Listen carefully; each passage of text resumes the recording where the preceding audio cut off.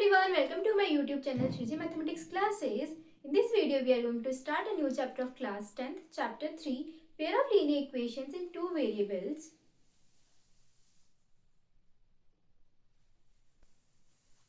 Linear equation कि ax plus by plus c is equals to 0. Linear equation है, दो variables है x और y, बट इस पूरे चैप्टर में पेयर में बात करेंगे, इसलिए दो इक्वेशंस होगी a1x plus b1y plus c1 is equals to 0. तो सेकेंड इक्वेशन होगी a2x plus b2y plus c2 is equals to 0. दो इक्वेशंस हो गए, पेयर हो गया, और दो वेरिएबल्स हो गए x और y. पूरे चैप्टर में दोनों की ही वैल्यूज फाइंड करेंगे, x और y की वैल्यूज फाइंड करेंगे. अब दो लाइंस है. अब ये लाइंस तीन टाइप से हो सकती है ग्राफिकली, कि एक के ऊपर एक आ जाए, या फिर एक दूसरे को क्रॉस कर जाए, या फिर दोनों पैरेलल में निकल जाए. फर्स्ट केस है इंटरसेक्टिंग का. इंटरसेक्टिंग लाइंस अगर दोनों इंटरसेक्ट कर रही होगी तो इन रेशियोज लेंगे a1 upon a2, b1 upon b2. Ratios find करेंगे a1 upon a2, b1 upon b2. Check करेंगे इंटरसेक्टिंग लाइन है तो ये अनइक्वल आएंगे, इक्वल नहीं आएगा रेशियो. इंटरसेक्टिंग कुछ इस तरीके से कि दो लाइंस किसी एक पॉइंट पे इंटरसेक्ट कर जाए, और a1 upon a2 is not equal to b1 upon b2. ये रेशियोज इक्वल नहीं हुआ. सेकेंड केस है कोइंसिडेंट लाइंस, यानी कि एक के ऊपर एक चलना.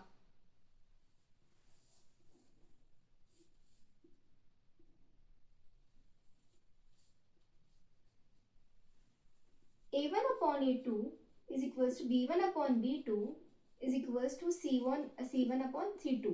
तीन रेशियोज a1 अपॉन a2 का, b1 अपॉन b2 और c1 अपॉन c2, तीनों रेशियो इक्वल आएंगे जब कोइंसिडेंट करेंगे, एक दूसरे के ऊपर आएंगे. देन थर्ड केस हो जाएगा पैरेलल लाइंस का.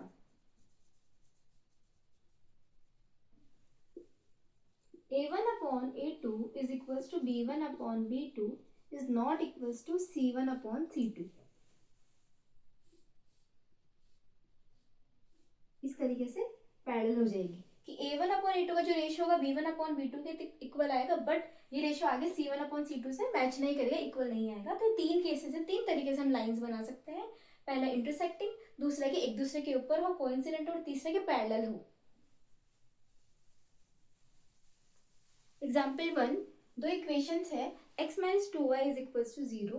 सेकेंड है 3x plus 4y minus 20 is equals to 0. अब वैल्यूज पुट करेंगे. दो इक्वेशंस गिवन है, तो a1 है 1, b1 is equals to minus 2, c1 is 0, a2 is 3, b2 is 4, c2 is minus 20. अब रेशियोज फाइंड करेंगे a1 upon a2, b1 upon b2, c1 upon c2. a1 upon a2 1 upon 3, then b1 upon b2 is equals to minus 2 by 4 is equals to minus 1 by 2. a1 upon a2 1 by 3 आया, b1 upon b2 minus half है, दोनों ही unequal है. Unequal है तो अब c पे जाएंगे ही नहीं हम. a1 upon a2 is not equals to b1 upon b2. Unequal है, इसका मतलब है कि इंटरसेक्टिंग लाइंस बनेगी, और एक ही सॉल्यूशन होगा इंटरसेक्टिंग लाइंस. ग्राफिकल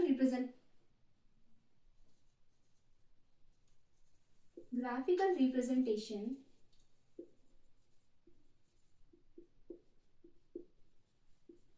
तो इससे ये इंटरसेक्टिंग लाइंस बनेगी.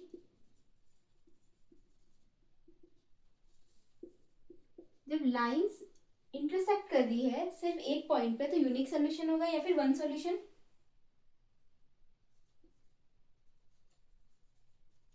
algebraic interpretation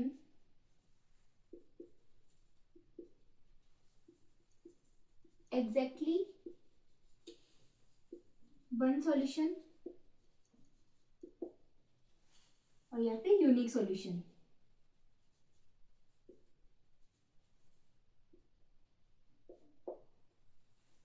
अब ये equations the pair of equations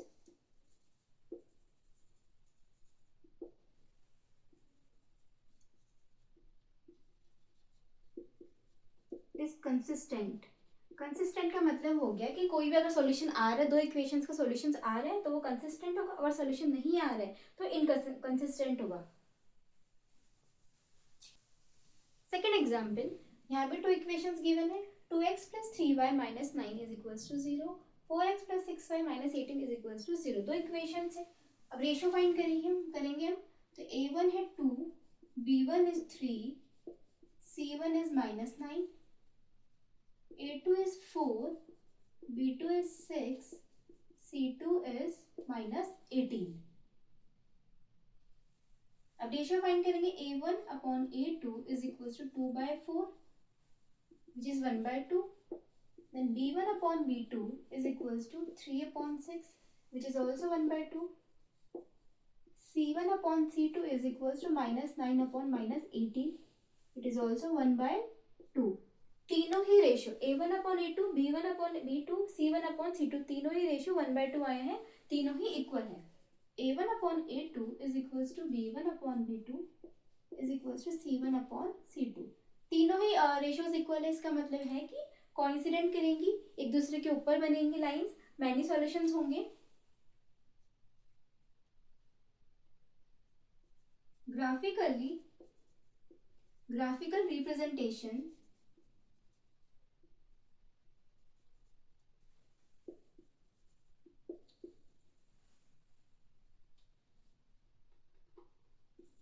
coincident lines यानी एक दूसरे के ऊपर बनेंगी. Algebraic interpretation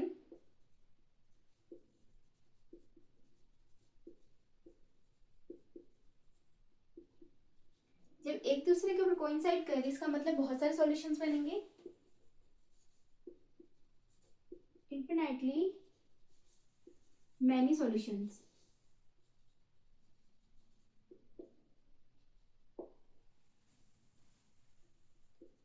And the pair of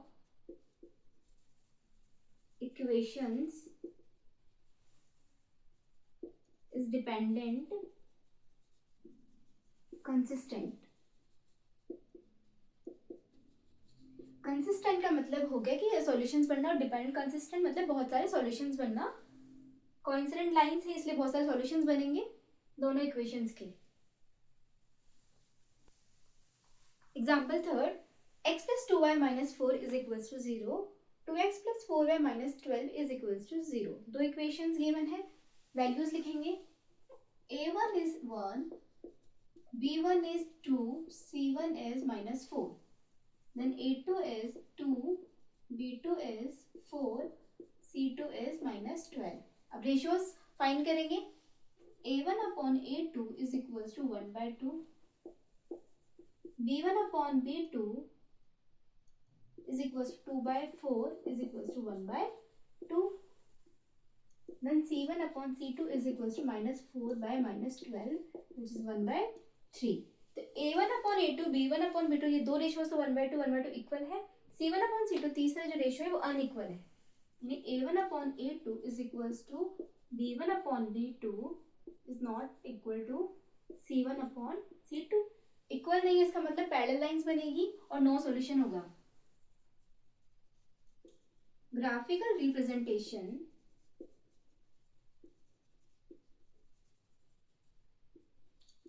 parallel lines बनेंगी.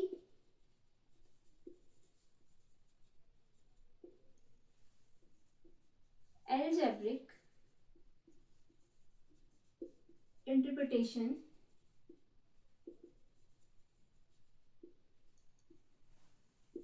जब पैरेलल लाइंस एक दूसरे को कट नहीं करेगी, इंटरसेक्ट नहीं करेगी तो सॉल्यूशन भी नहीं होगा, तो नो सॉल्यूशन. और जब सॉल्यूशन कोई नो सॉल्यूशन आ रहा है तो इनकंसिस्टेंट होगा ये.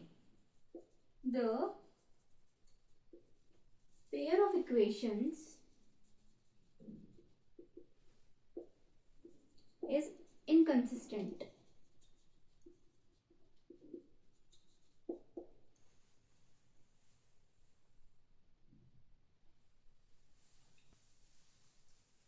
दो लीनियर इक्वेशंस को सॉल्व करके x और y की वैल्यूज फाइंड करने के दो तरीके हैं हमारे पास, एक है सब्स्टिट्यूशन मेथड, एक है एलिमिनेशन मेथड। सब्स्टिट्यूशन मेथड की बात करते हैं। फर्स्टली सब्स्टिट्यूशन मेथड के अंदर दो इक्वेशंस है, अब दो में से किसी एक को सॉल्व करके, जैसे सेकंड वाली को हम इजी रहेगा सॉल्व करना, तो x को सॉल्व करके हम x की वैल्यू फाइंड कर लेंगे यहाँ से, फिर उस वैल्यू को हम फर्स्ट इक्वेशन में पुट कर देंगे, उसके बाद सब्स्टिट्यूट करना, x की वैल्यू को हम सब्स्टिट्यूट करके फिर सॉल्व करेंगे। जैसे अगर ये इक्वेशन 1 है तो ये इक्वेशन 2 हो गया, तो बाय जो इक्वेशन हमें इजी लग रही है, छोटी लग रही है, वो सॉल्व करनी है। बाय सॉल्विंग इक्वेशन 2, तो यहाँ पे x हो जाएगा, x is equal to 3 minus 2y। अब जो ये x की वैल्यू आई है इसे हम इक्वेशन 1 में पुट कर देंगे। Equation number 3, put in equation 1, 7 into x की जगह हम रख देंगे 3 minus 2y minus 15y is equals to 2। अब सॉल्व करेंगे, 7 3 से 21 माइनस 7 2 से 14y minus 15y is equals to 2। 21 minus 29y is equals to 2 minus 29y is equals to 2 minus 21 minus 29y is equals to minus 19। y is equals to minus 19 upon minus 29, ऊपर नीचे minus cancel out हो जाएगा, तो y is equals to 19 upon 29, तो हमारे पास y की value आ गई। अब जो y की वैल्यू आई है उसे हम इक्वेशन 3 उसके अंदर पुट कर देंगे।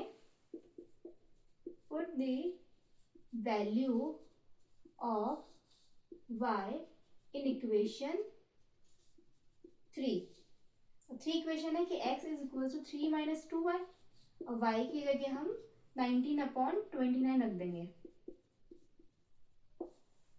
x is equals to 3 minus 2 into 19 हो जाएगा 38 upon 29।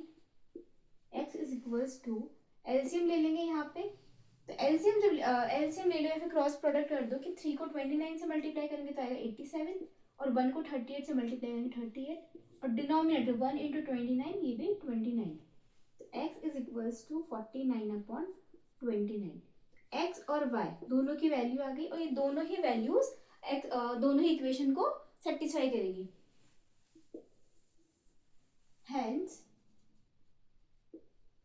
x is 49 upon 29 and y is 19 upon 29, which satisfy both the linear equations। और चेक करना हो, वेरीफाई करना हो, तो ये x और y की वैल्यू पुट करके देख लेंगे, और फर्स्ट इक्वेशन तो आ जाएगी 2 के इक्वल, सेकंड वाली आ जाएगी 3 के इक्वल, तो ये वेरीफाई भी कर सकते हैं। लीनियर इक्वेशन को सॉल्व करने के लिए दो मेथड है हमारे पास, पहला सब्स्टिट्यूशन मेथड, सेकंड है एलिमिनेशन मेथड।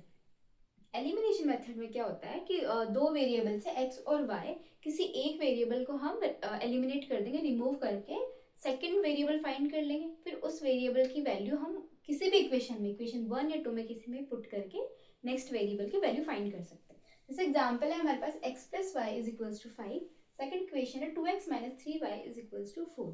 दो इक्वेशन है, इक्वेशन 1, इक्वेशन नंबर 2, दो इक्वेशन है। अब एलिमिनेट करने के लिए या तो x का कोफिशिएंट सेम होना चाहिए या फिर y का कोफिशिएंट इक्वल होना चाहिए, दोनों सेम होने चाहिए। जैसे कि अगर हम x और y दोनों ही किसी भी एक को सेम बना सकते हैं। अगर हम फर्स्ट इक्वेशन में कोफिशिएंट y का सेम बनाए, सेम बनाने के लिए मल्टीप्लाई करना है, मल्टीप्लाई इक्वेशन 1 बाय 3, 3 से मल्टीप्लाई करेंगे तो 3y plus 3y is equal to 5 3 जा 15।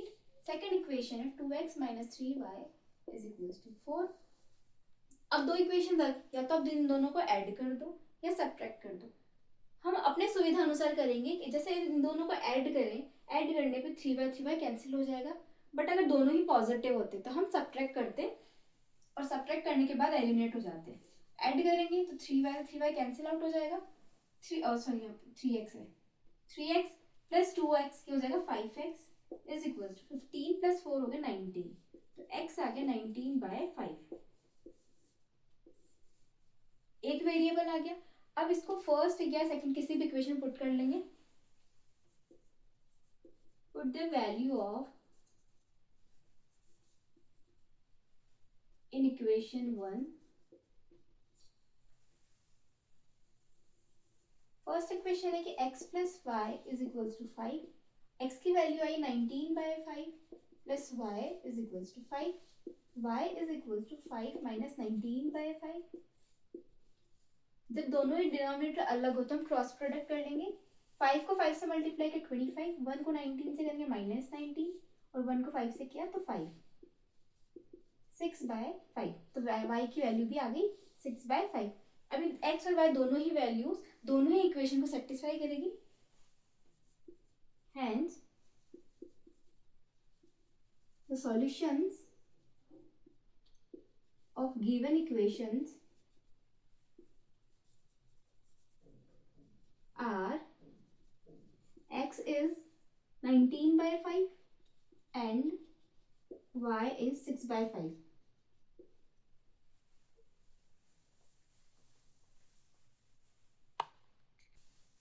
एलिमिनेशन मेथड का सेकंड एग्जांपल। फर्स्ट इक्वेशन है x plus y is equals to 5, 2x plus 3y is equals to 4।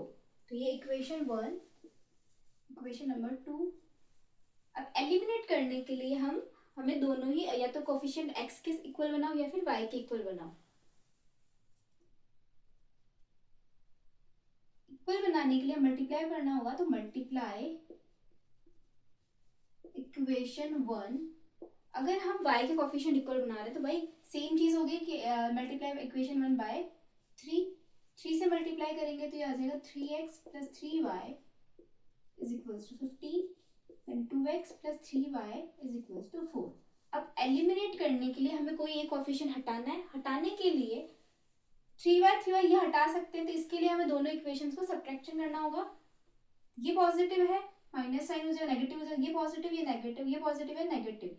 तो हम आगे जो साइन यूज करेंगे वो नेगेटिव साइन यूज करेंगे। अपोजिट साइन, नेगेटिव साइन की बात नहीं, जब हम सब्ट्रैक्ट करते हैं तो साइन चेंज हो जाता है। अगर ये नेगेटिव होता है तो पॉजिटिव हो जाता है, यहाँ नेगेटिव होता है तो पॉजिटिव हो जाता है। हम नेक्स्ट इक्वेशन में ये साइन यूज करेंगे, तो 3x माइनस 2x ये हो गया x, यहाँ पे 3y ये नेगेटिव 3y तो दोनों कट हो जाएंगे, इज इक्वल्स टू 15 माइनस 4 ये हो जाएगा 11। तो x की वैल्यू आ गई हमारे पास 11। Put the value of in equation 1। First equation में रखे हैं तो x plus y is equals to 5, x आया 11 plus y is equals to 5, y is 5 minus 11, y की वैल्यू आ गई -6। वो वैल्यूज आ गई। Hence the solutions are x is 11 and y is -6। इस इक्वेशन के दो वैल्यूज आ गई।